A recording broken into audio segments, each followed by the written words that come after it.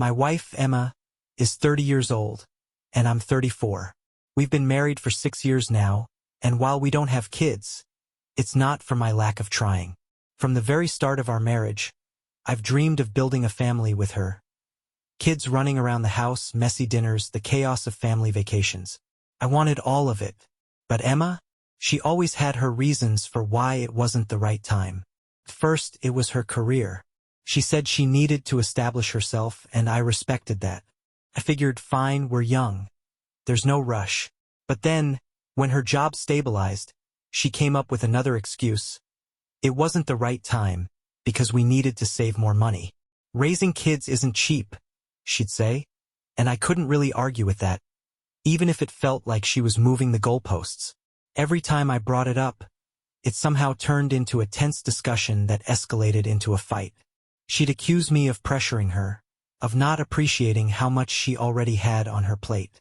I, in turn, would try to explain how important this was to me, to us.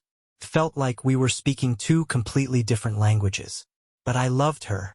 I still love her despite everything. So, I swallowed my frustration and convinced myself to be patient, hoping she'd come around. It wasn't all arguments, though. Emma could be amazing, and we had these moments that made me believe in us, in the life we were building. I did my best to show her how much she meant to me. I'd bring her little surprises.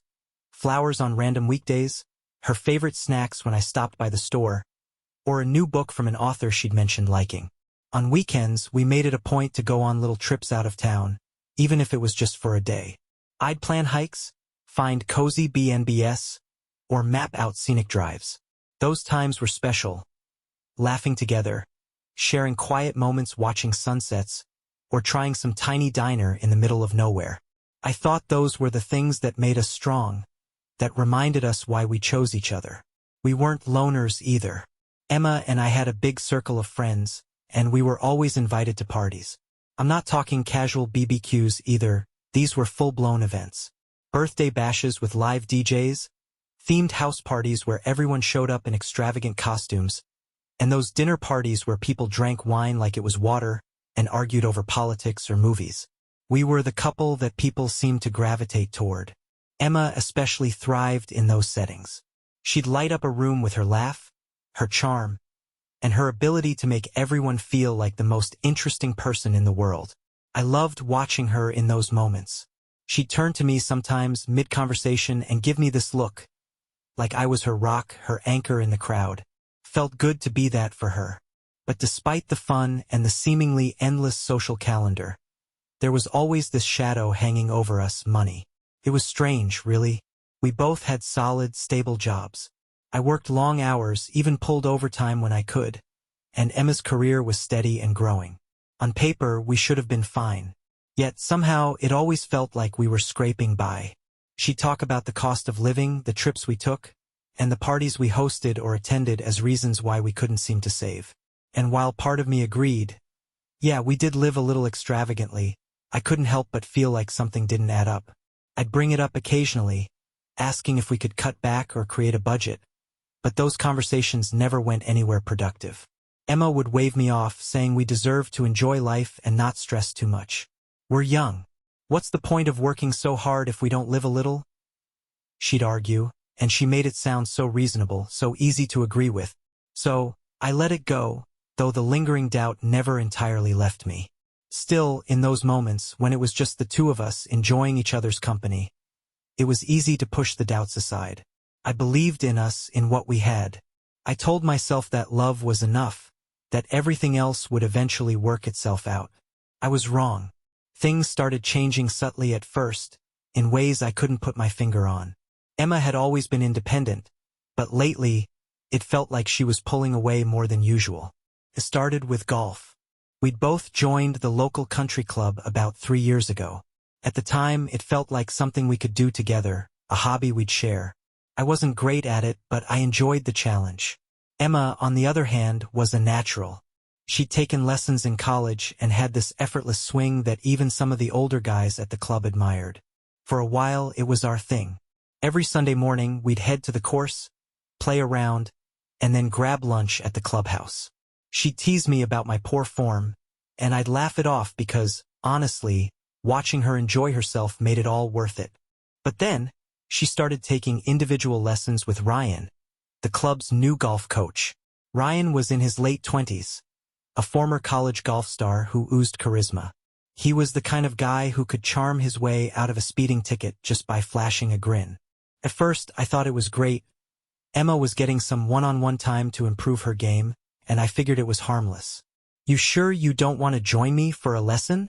Emma asked one Saturday morning, tying her hair back into a ponytail as she got ready to leave. "Nah," I replied, sipping my coffee. "I'm not really in the mood to embarrass myself in front of Ryan today." She laughed, tossing her golf bag over her shoulder. "Suit yourself. But don't be jealous when my handicap is better than yours." "Pretty sure it already is," I joked. But as I watched her walk out the door, I couldn't shake this small, nagging feeling in the back of my mind. Her lessons with Ryan became more frequent, once a week, then twice, and eventually 3 times a week. At first, she'd come home and excitedly tell me about what she'd learned, showing off a new grip or explaining how she was improving her putting. But over time, those conversations dried up. Instead of sharing her progress, she'd shrug off my questions.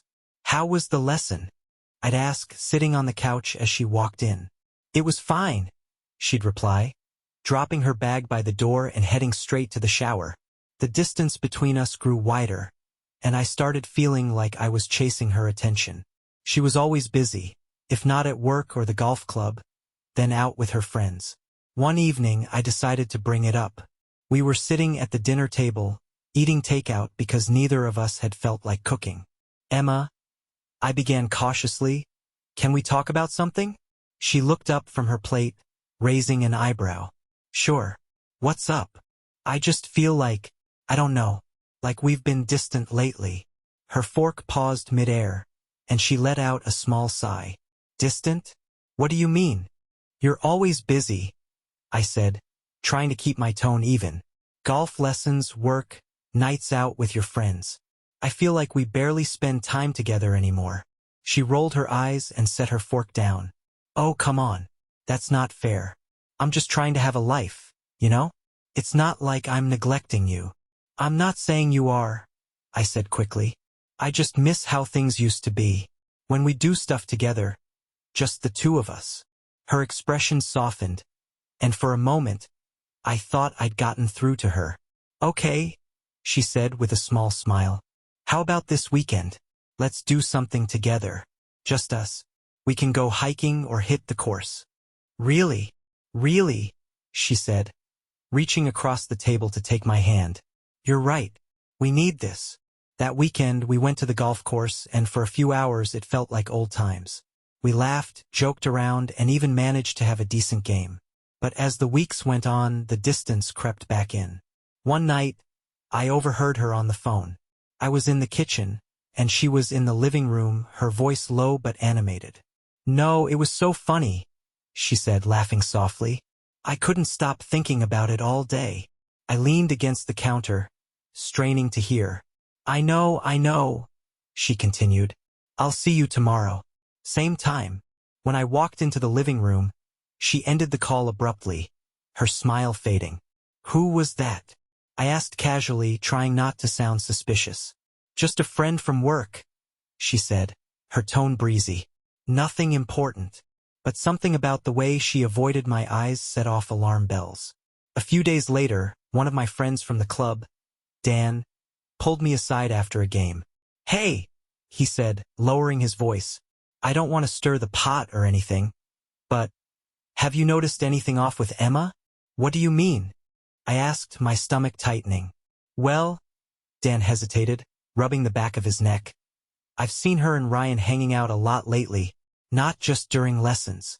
They seem close." I forced a laugh. "They're probably just talking about golf." "Yeah, maybe," Dan said, though he didn't sound convinced. "Just thought you should know." That night, I couldn't get Dan's words out of my head. I didn't want to believe it, but I couldn't shake the feeling that something was off. Emma's sudden secrecy, the phone calls, the increased time at the club, it all added up to a picture I didn't want to see. I tried to brush it off, telling myself I was overthinking things. But then, Another friend mentioned seeing Emma and Ryan together in the parking lot, holding hands. When I brought it up to Emma, she got defensive. "Are you seriously accusing me of something?" she snapped, crossing her arms. "I'm not accusing you," I said, trying to stay calm. "I just want to know what's going on." "Nothing is going on," she said, her voice rising. "Ryan is my coach and that's it." God, can't a woman have a hobby without being interrogated? Her reaction only made me more suspicious, but I didn't press further. I decided I needed proof, something concrete. Things had been off with Emma for months now. I kept telling myself I was imagining things, that I was being paranoid or insecure. But deep down, I knew something wasn't right. It started with the golf lessons. Ryan, the new coach at our club, was good-looking, confident, and charismatic, the kind of guy who walked into a room and immediately became the center of attention. Emma had been taking lessons with him for months, and at first I thought it was harmless. She wanted to improve her game, and he was the best at the club. It made sense. But then her schedule started changing. Instead of our regular Sunday morning games, she'd tell me she needed to work on her swing and would schedule lessons with Ryan during the week. She'd head to the club alone, saying she wanted to focus without me there to distract her. "Do you want to join me for a lesson sometime?" she'd ask, throwing it out casually, but not in a way that sounded like she really wanted me to say yes. "Nah, you know me," I'd reply with a laugh. "I'd probably just end up frustrating the poor guy." She'd smile, kiss me on the cheek, and head out the door. But I started noticing that she'd come home later and later after these lessons. When I asked, she'd shrug it off. "I stayed to practice a little longer," she'd say. Or, "The girls wanted to grab drinks after." At first, I believed her. Why wouldn't I? But as the weeks went by, her excuses started piling up, and they didn't always make sense. I'd notice her phone lighting up with texts late at night, and when I'd ask who it was, she'd quickly put it face down on the table. "Just work stuff," she'd mumble, brushing it off. The turning point came when one of the security guards at the club, Dave, approached me. Dave was an older guy, friendly but quiet, and he'd worked at the club for years. We weren't close, but we'd chat occasionally when I came in. "Hey man, can I talk to you for a second?" he said one afternoon, pulling me aside near the lockers. His tone was serious, almost hesitant, like he wasn't sure if he should even be saying anything. "Sure, what's up?" I asked, feeling a strange knot forming in my stomach. He glanced around to make sure no one else was nearby before lowering his voice. "Look, I've been noticing something off. I don't know if it's my place to say anything, but I figured you'd want to know." I frowned, confused. "Noticing what?" "It's about Emma and Ryan," he said, shifting uncomfortably. "They've been spending a lot of time together. More than just lessons, you know?" "What do you mean?" I asked, my voice sharp. Dave sighed. "I've seen them hanging out after lessons, talking in the parking lot. Sometimes they disappear into one of the cubicles near the back of the course. They're in there for like 20 minutes at a time." My heart sank. I tried to keep my expression neutral, but I could feel the blood rushing to my ears. "Are you sure?" I asked, though I already knew the answer. Dave nodded. "Look, I don't want to jump to conclusions, but it doesn't look great. If you want, I can show you the security footage. It's all logged." I didn't know what to say. My mind was racing, my thoughts bouncing between disbelief and anger. "Yeah," I finally managed. "Yeah, I think I need to see it." Dave led me to the security office where he pulled up the footage. "This is from last week," he said, clicking through the timestamps. "Here, watch this." On the screen, I saw Emma and Ryan standing near the parking lot. At first, it looked innocent enough, they were just talking. But then, Ryan leaned in and Emma didn't pull away. They were standing way too close, her hand brushing his arm. And then he kissed her. I stared at the screen, frozen. Felt like the ground had been ripped out from under me. "There's more," Dave said hesitantly. He pulled up another clip, this one showing Emma and Ryan walking toward the cubicles near the edge of the course. They glanced around, as if checking to see if anyone was watching, before slipping inside. The timestamp showed they were in there for 22 minutes. I clenched my fists, trying to process what I was seeing. I didn't want to say anything at first, Dave said, his tone apologetic. But it's been happening a lot. I thought you should know. I nodded, my throat too tight to speak. Thanks, Dave. I managed after a moment. I appreciate it. The next day, I went straight to the club's manager. I was determined to get access to the rest of the security footage, even if it meant making a scene. At first, the manager, a middle-aged guy named Mike, seemed reluctant. We don't usually share footage with members, he said, leaning back in his chair. It's a privacy issue. I understand, I said, trying to keep my voice steady. But this is personal. I think something's going on. I just need to know. He sighed, rubbing his temples. All right, I'll let you see the tapes, but this stays between us. Okay? I don't want this blowing up into some big scandal. When Mike pulled up the footage, it confirmed everything. There they were again. Emma and Ryan in the parking lot, standing too close, laughing like they didn't have a care in the world. And then, without hesitation, Ryan leaned in and kissed her. Emma didn't pull away. In fact, she kissed him back. I couldn't tear my eyes away from the screen. My heart was pounding, my hands trembling as I gripped the edge of the desk. Do you want to see more? Mike asked, his voice cautious. No, I said quickly, standing up. I've seen enough. I left the office feeling like I'd been punched in the gut. The images were burned into my mind. Emma's smile, Ryan's hand on her waist, the way she leaned into him like it was the most natural thing in the world. When I got home that evening, Emma was in the kitchen, humming to herself as she poured a glass of wine. She turned and smiled when she saw me. Hey, you're home early, she said cheerfully. I stared at her, my chest tight with anger and heartbreak. We need to talk, I said, my voice low. Her smile faltered. What's wrong? I took a deep breath, trying to steady myself. I know about you and Ryan. The color drained from her face. For a moment, she looked genuinely shocked, but then her expression hardened. I don't know what you're talking about, she said defensively. Don't lie to me, Emma, I snapped. I've seen the footage. I know everything. I walked into the living room and grabbed my laptop. Emma followed, her footsteps hesitant. She set her wine glass on the coffee table and sat down on the couch, looking at me with a mix of curiosity and concern. What's this about? She asked, fidgeting with the hem of her sweater. I opened the laptop, pulled up the security footage, and turned the screen toward her. Explain this, I said, my voice cold. Emma froze. For a moment, she didn't say anything, her eyes glued to the screen. The footage clearly showed her and Ryan in the parking lot, standing way too close. Then, without hesitation, Ryan leaned in and kissed her. She didn't pull away. She kissed him back. Her face turned pale as the realization hit her. But instead of looking guilty, she snapped. You've been spying on me? She asked, her voice sharp. Spying on you? I repeated, my anger bubbling to the surface. Emma, this is from the golf club's security cameras. I didn't spy on you. They're just doing their job. She stood up abruptly, crossing her arms.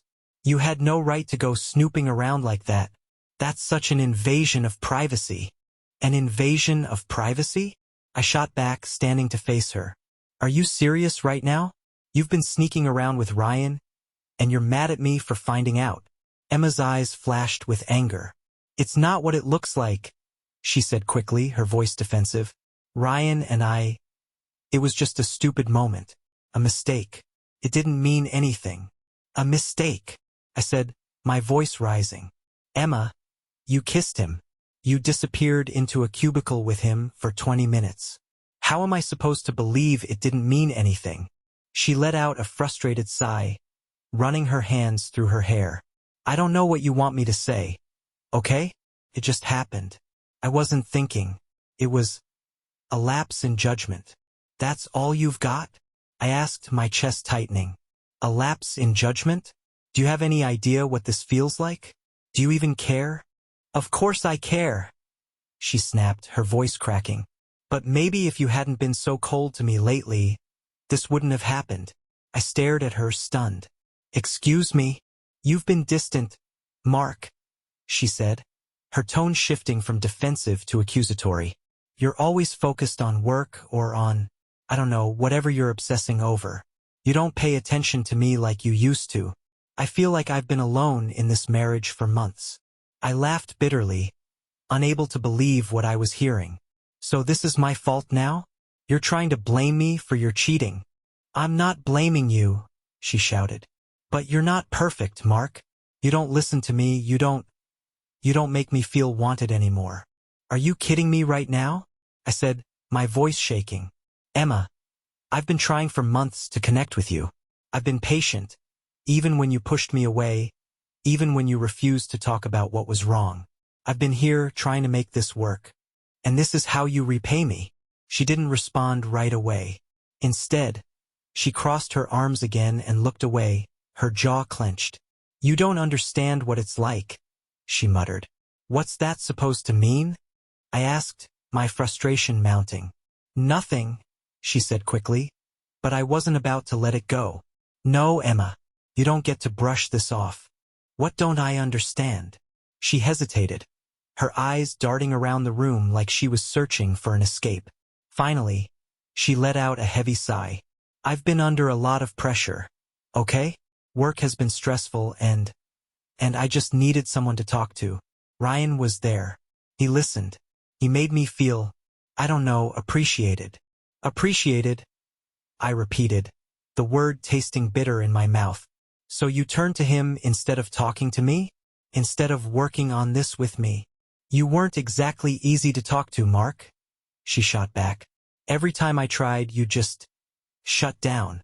Or you'd bring up kids again like that was the solution to everything. I clenched my fists, trying to keep my anger in check. Don't you dare bring that up right now. This has nothing to do with the fact that I want kids.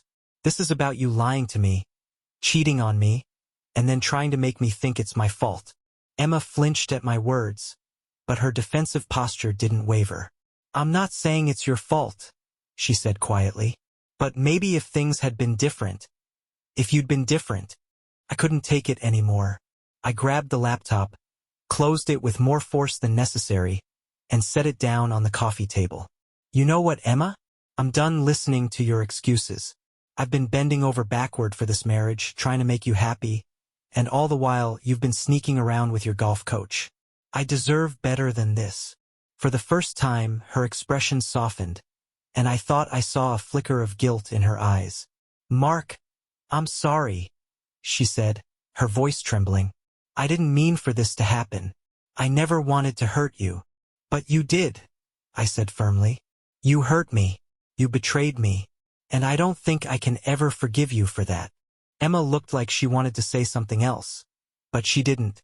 Instead, she sat back down on the couch, staring at the floor as silence filled the room.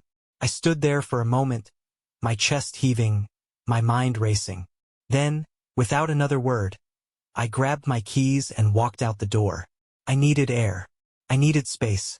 And most of all, I needed to figure out what the hell I was going to do next. The next morning, I woke up to the quiet hum of our home. The sun filtered through the curtains, and for a fleeting moment, I forgot. I forgot about the security footage, the fight, and the way Emma had looked at me with anger instead of guilt. But then it all came crashing back like a tidal wave, drowning me in the painful reality of what my life had become. I sat on the edge of the bed, staring blankly at the floor. This was the same bed we'd shared for 6 years, where we'd laughed, talked about our future, and held each other close during cold nights. But now it felt empty, like a place where ghosts lingered. The woman I had fallen in love with, the woman who used to make me feel like I was her entire world, was gone. In her place was someone I barely recognized. I thought about the Emma I knew back then. She had been warm, thoughtful, and full of life. When we first started dating, her laugh was like music to me. Her touch a reassurance that I had finally found someone who truly saw me. She was my person. But the Emma I had confronted last night, that wasn't her. That was a stranger wearing her face. I couldn't shake the feeling that I didn't know her anymore. Not really. The excuses she made, the way she turned everything back on me, accusing me of being cold or distant. It felt calculated, manipulative, and worst of all, cruel. How could she do this to me? How could she betray everything we had built together? I went through the motions of my morning, but it felt robotic, like I was watching myself from a distance. I made coffee but didn't drink it. I opened the fridge but couldn't stomach the thought of food. Instead, I sat at the kitchen table, staring at nothing, as my mind replayed every moment of our fight. Her words echoed in my head. Maybe if you hadn't been so cold, this wouldn't have happened. Was she serious? I had done everything I could to make her happy. I had been patient when she wasn't ready for kids, understanding when she said she needed more time to focus on her career, supportive when she wanted to spend more time at the golf club. And yet, somehow, in her mind, I was the problem. The memory of the footage flashed before me again. Emma and Ryan in the parking lot, standing too close, their kiss like a knife to my heart. And then the cubicle. The damning 20 minutes where she betrayed me in a way I couldn't even bring myself to say out loud. I couldn't live like this. I couldn't pretend everything was fine when it wasn't. The Emma I loved was gone, and I had to face the reality that our marriage was over. Later that day, I called a lawyer. It felt surreal, saying the words out loud, "I want to file for divorce." The lawyer, a woman named Linda with a calm, steady voice, asked me to explain the situation. I told her everything, the affair, the footage, the fight. She listened without interrupting, only asking questions when she needed clarification. When I hung up the phone, I felt a strange mix of emotions. Relief because I had taken the first step toward ending the nightmare. But also heartbreak, because it felt like I was burying the life I thought I'd have with Emma. That evening, I sat on the couch with a glass of whiskey, staring at the framed photos on the mantel. There was one of us on our wedding day, her arms wrapped around my neck, both of us laughing like we didn't have a care in the world. Another of us at the Grand Canyon, her hair whipping in the wind as she leaned against me. And then there was the one from last Christmas when we hosted our friends for a party.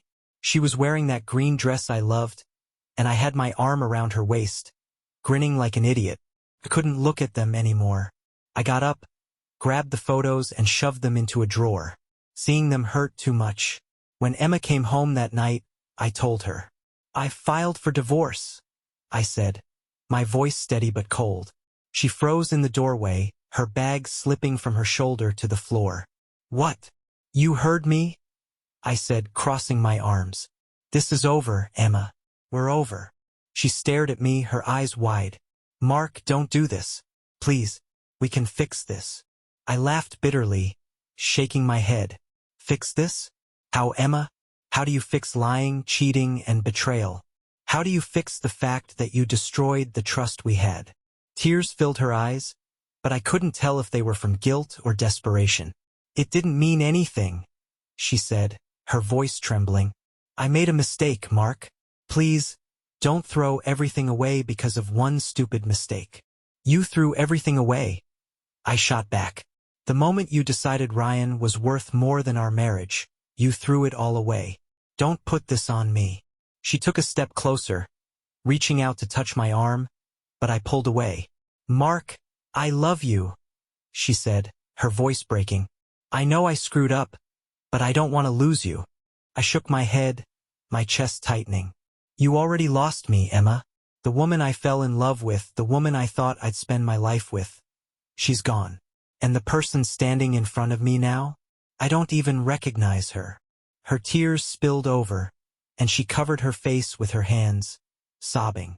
Part of me wanted to comfort her, to tell her it would be okay. But I couldn't. Not this time.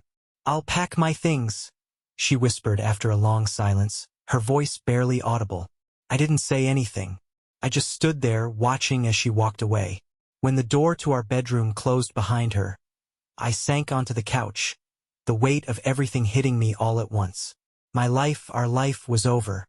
The woman I thought was my forever had become a stranger, and the home we built together felt like a hollow shell. I was angry, heartbroken, and utterly lost. But one thing was clear. This was the end.